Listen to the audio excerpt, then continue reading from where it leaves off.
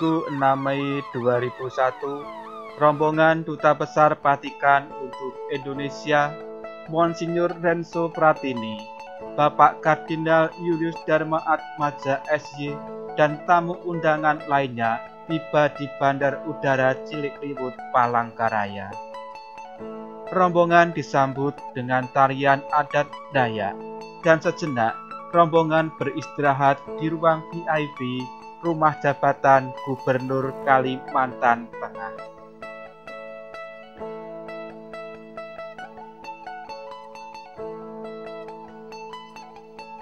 Tercipta suasana yang menggembirakan dan terbangun rasa kekeluargaan yang menjadi ciri khas orang Dayak, khususnya di Palangkaraya.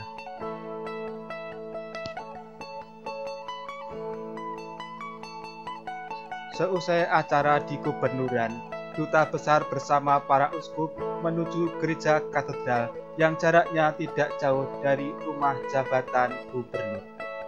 Tiba di halaman katedral, rombongan disambut dengan upacara potong pantan yang menjadi tradisi apabila tamu datang dari luar Kalimantan dan memberikan pesan damai. Sini Palangkaraya, I'm very happy and I came here to bring peace. Damai itu indah.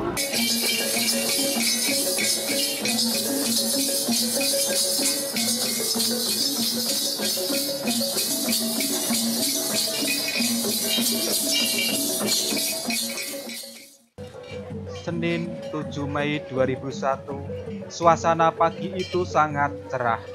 Awan kelam yang sempat meliputi langit Kalimantan Tengah akibat kerusuhan antar etnis beberapa bulan sebelumnya seakan sirna.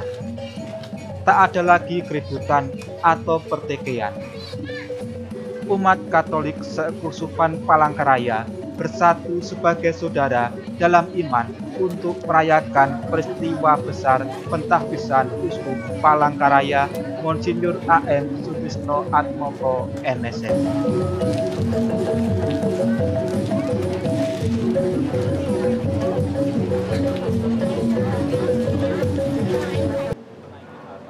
Misa pentahbisan dipimpin oleh Bapak Kardinal Julius Dharma Atmaja SY, didampingi oleh Uskup Pontianak Monsinyur Bumbun OFM Kapusin dan Uskup Agung Samarinda Monsinyur Florentinus Sului MSF.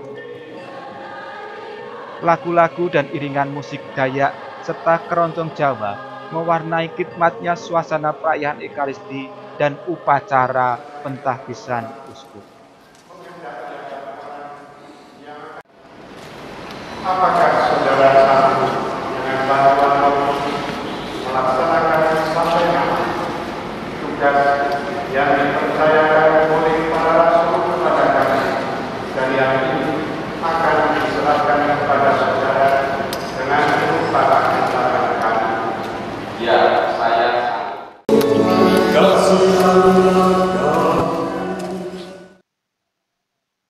Permanere in gratia Dei, tetap tinggal dalam kasih karunia Allah. Itulah moto tahbisan yang dipilih oleh Monsinyur A.M. Sutrisno Atmoko MSF sebagai modal awal dalam tugas penggembalaan selanjutnya. Allah yang tetap menjadi andalan utama dalam melaksanakan tugas pastoral baru. Allah itu bukan Allah yang jauh, yang kurang peduli, melainkan Allah yang hadir dalam kenyataan sehari-hari, yang ikut prihatin atas situasi yang jauh dari keselamatan dan kebahagiaan setiap orang.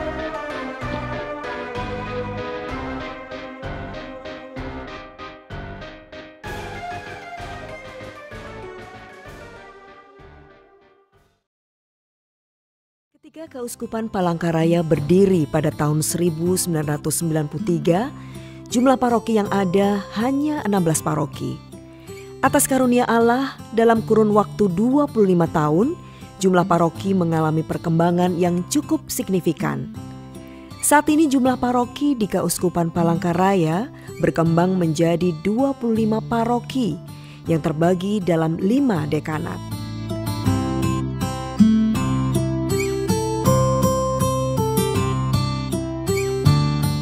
Yaitu Dekanat Palangkaraya,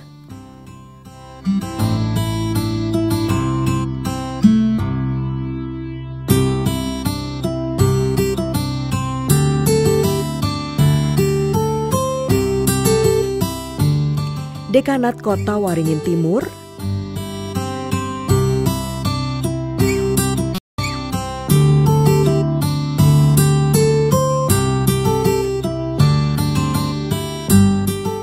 Dekanat Kota Waringin Barat,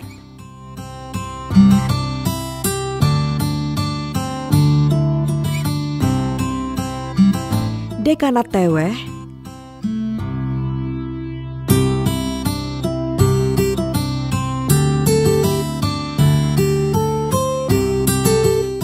dan Dekanat Buntok.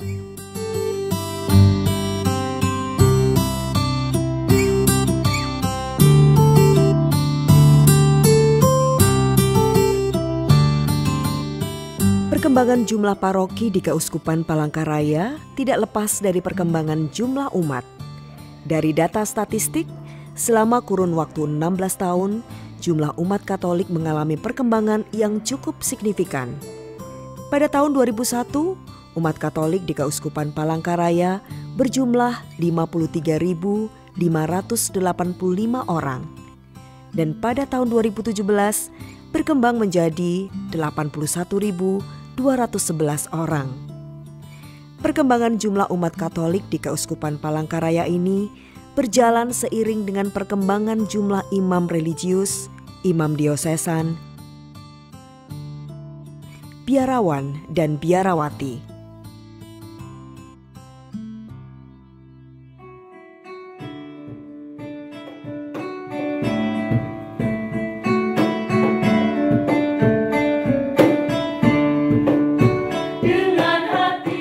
Perkembangan Keuskupan Palangkaraya ini tidak lepas dari visi dan misi Keuskupan, yaitu gereja yang hidup dalam kasih karunia Allah, mewujudkan imannya akan Tuhan dalam keterlibatannya meningkatkan harkat manusia dan melestarikan alam. Untuk meningkatkan kualitas hidup beriman, Keuskupan Palangkaraya juga memberikan kesempatan kepada para imam untuk studi lanjut dan melaksanakan rapat-rapat kerja untuk membahas arah dasar Keuskupan Palangkaraya.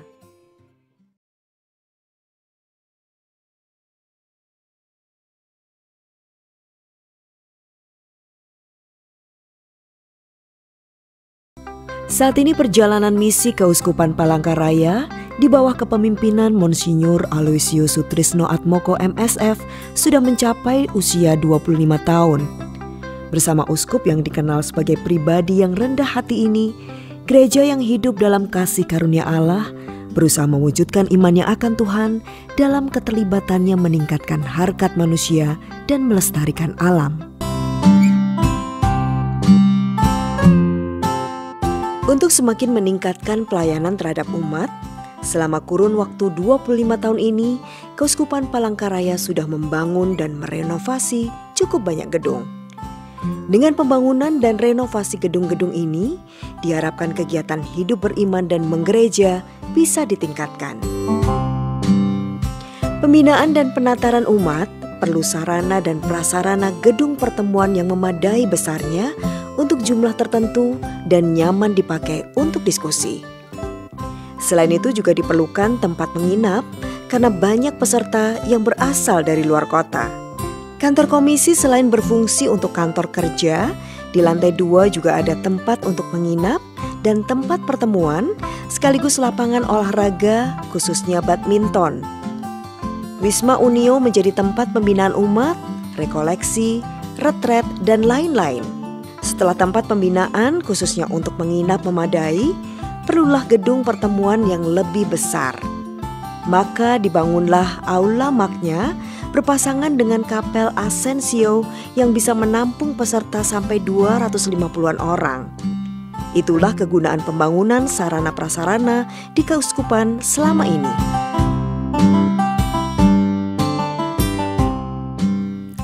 Untuk mewujudkan visi dan misi tersebut, Keuskupan Palangkaraya berusaha mengembangkan dua sayap pelayanan pastoral untuk petugas pastoral tertahbis, yaitu para imam, dan petugas pastoral non-tertahbis, yaitu para katekis dan awam. Seminari ini diresmikan pada tanggal 31 Juli 2002. Itu berdirinya seminari ini, lalu diberi nama Pelindung Seminari Rex Pacis dalam bahasa Latin, lalu dalam bahasa Indonesia itu Raja Damai.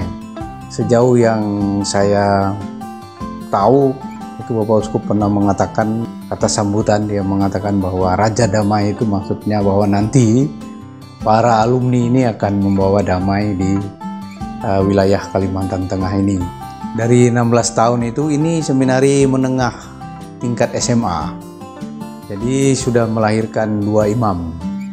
Dengan maksud supaya nanti seminari ini menghasilkan alumni tenaga pastoral tertahbis, yaitu imam.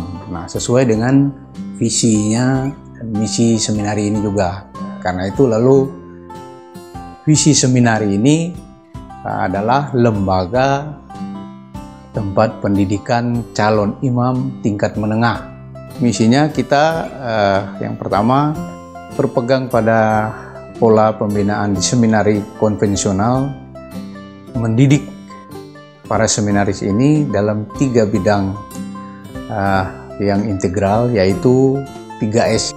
Siensia, yaitu pengetahuan atau kecerdasan intelektual, lalu sanctitas, kesucian, dan yang ketiga adalah sanitas, kesehatan, yang ini juga mencakup kepribadian. Kita masih menumpang studi di SMA Katolik. Siswa saya, Sanci Suwarta, punya Keuskupan Palangkaraya. Jadi kita belum mempunyai sekolah sendiri. Nah, kita belum bisa, karena keterbatasan ruangan juga tenaga pengajar, maka kita mengirim anak-anak kita di Sekolah Katolik Palangkaraya ini.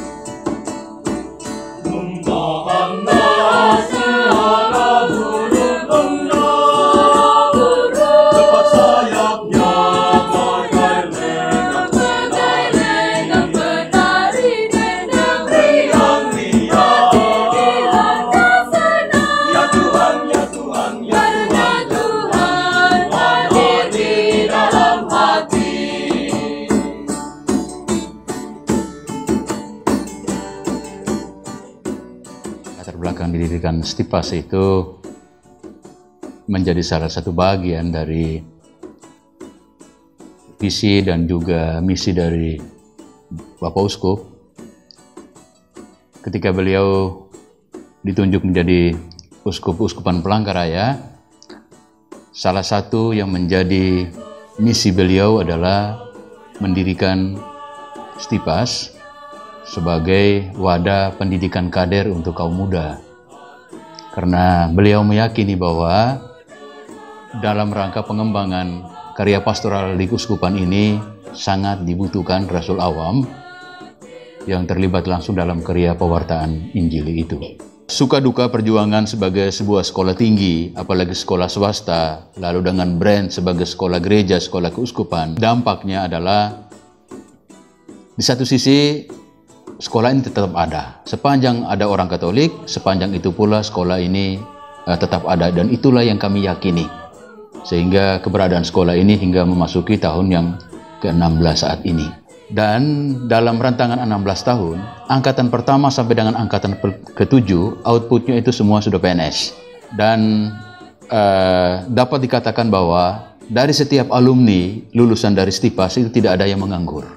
Masa tunggu dari mereka yang selesai studi di sini rentangan hanya 2 atau 3 bulan, setelah itu mereka sudah bekerja. tetapi mayoritas di antara mereka itu sudah bekerja baik sebagai guru di sekolah dan juga sebagai katekis ketika mereka di masyarakat atau di paroki.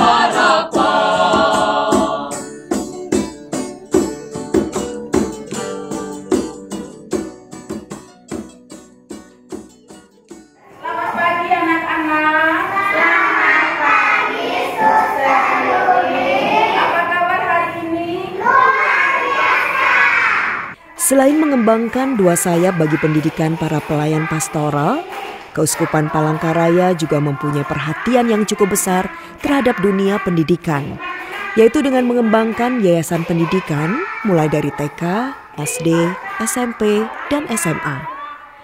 Perhatian terhadap dunia pendidikan ini merupakan wujud usaha Keuskupan Palangkaraya dalam rangka mencerdaskan umat agar semakin dapat meningkatkan martabat kemanusiaannya. Untuk semakin mewujudkan pelayanan kasih kepada umatnya, Keuskupan Palangkaraya juga memberikan perhatian kepada bidang kesehatan, yaitu dengan mendirikan Rumah Sakit Betang Pambelum. Rumah sakit ini didirikan untuk menjawab kebutuhan umat akan kehadiran rumah sakit Katolik di Kalimantan Tengah. Riwayatnya sejak Monsinyur ditabiskan menjadi uskup di Palangkaraya ini, Monsinyur sering bertemu dengan tokoh-tokoh masyarakat, dan Monsinyur ditanya, kapan rumah sakit Katolik ini dibangun di Palangkaraya? Itu bukan usulan dari masyarakat yang Katolik saja, tapi juga dari agama lain. Saya sebagai dokter juga sering memperoleh cerita dari pasien kalau dirawat di Palangkaraya, di rumah sakit yang besar di Palangkaraya ini milik pemerintah, tidak sanggup lagi, selalu dibawa ke Banjarmasin yang paling dekat. Jadi masyarakat bilang sama saya, kenapa rumah sakit Katolik seperti di Banjarmasin tidak ada di Palangkaraya? Maka itu Monsinyur berkehendak supaya di Palangkaraya ini ada rumah sakit Katolik seperti yang diinginkan oleh masyarakat Kalimantan Tengah. Setelah rumah sakit disetujui oleh Monsinyur untuk mulai dibangun, maka saya menyusun dengan romo-romo, suster, dan lain-lain, dan juga dari tokoh-tokoh umat, ya. Dasar juga pengalaman saya sebagai dokter, maka saya berkeinginan supaya rumah sakit yang akan kita dirikan itu menjadi pilihan pertama bagi masyarakat yang menderita sakit di Kalimantan Tengah ini khususnya, dan di Kalimantan, Pulau Kalimantan pada umumnya. Di samping itu juga rumah sakit ini harusnya terbuka untuk berbagai pihak, jadi tidak membedakan hanya untuk yang Katolik saja. Dan rumah sakit ini juga harus profesional dalam melayani pelayanannya nanti, baik dokter-dokter yang profesional, kemudian juga harus berdasarkan kasih, dan terakhir tentu saja beralaskan pada nilai-nilai Katolik. Tahun 2018, tepatnya pada tahun ajaran baru, Keuskupan Palangkaraya